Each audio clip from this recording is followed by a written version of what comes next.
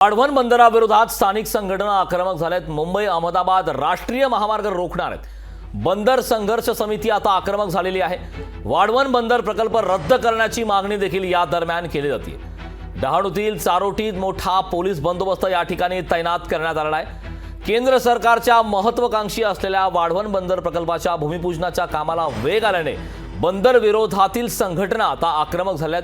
बंदर रद्द करण्याची स्थानिक भूमिपुत्रांसह मच्छीमारांची मागणी आहे। डहाणूतील चारोटी येथे मोठा पोलीस बंदोबस्त आता तैनात करण्यात आला आहे। वाढवण बंद विरोधात आता स्थानिक संघटना आक्रमक झाल्या आहेत। पालघरमधली ही दृश्य आहेत। मुंबई अहमदाबाद राष्ट्रीय महामार्ग रोखणार आहेत बंदर संघर्ष समिती ही आता आक्रमक झाल्या। त्या ठिकाणी पोलिसांचा मोठा बंदोबस्त फौज फाटा देखील आता तैनात करण्यात आला आहे। डहाणूतील चारोटी येथे मोठा पोलीस बंदोबस्त हा तैनात करण्यात आला। वाढवण बंदराविरोधात आता स्थानिक संघटना आक्रमक झाल्यात। खरं तर केंद्र शासनाचं एक महत्त्वाकांक्षी असलेलं हे वाढवण बंदर प्रकल्प आहे। तर वाढवण बंदर प्रकल्पाच्या भूमिपूजनाच्या कामाला वेग आल्याने आता बंदर विरोधातील संघटना या आक्रमक झाल्यात। बंदर रद्द करण्याची आता स्थानिक भूमिपुत्रांसह मच्छीमारांची मागणी आहे। डहाणूतील चारोटी येथे मोठा पोलीस बंदोबस्त हा तैनात करण्यात आलाय।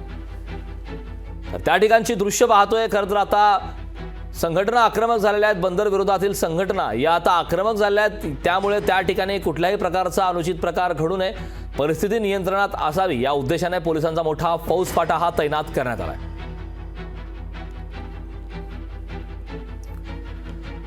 याबाबतचे ताजे अपडेट देण्यासाठी आपले प्रतिनिधी प्रवीण बाबरे आपल्यासोबत जोडलेले आहेत। प्रवीण, वाढवण बंदराविरोधात आता स्थानिक संघटना आक्रमक झालेत। मुंबई अहमदाबाद राष्ट्रीय महामार्ग देखील रोखणार आहेत आणि त्या ठिकाणची आपण दृश्य देखील आताच पाहिली की पोलिसांचाही मोठा बंदोबस्त त्या ठिकाणी तैनात करण्यात आला। याबाबत सविस्तर काय सांगाल?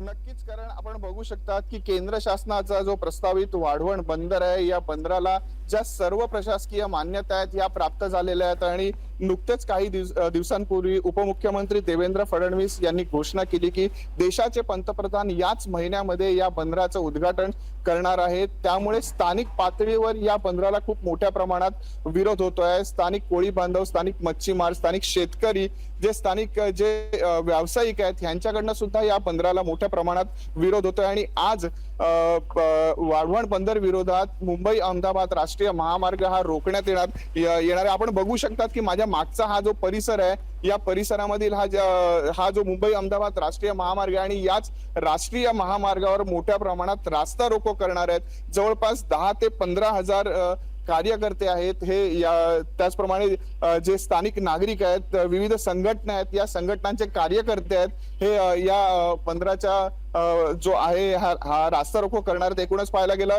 तर वाढवण बंदराचा संघर्ष हा तीव्र होताना दिसून येत आहे। करण, नक्कीच, खरं तर आता बंदर संघर्ष समिती त्या ठिकाणी आक्रमक झालेल्या आहेत। या बाबतीत पुढे काय घडामोडी घडतात यावरती तू लक्ष ठेवून राहा। तुझ्याकडनं अपडेट ताजे घेतच राहू। मात्र तुर्तास या महत्त्वपूर्ण अशा माहितीसाठी धन्यवाद।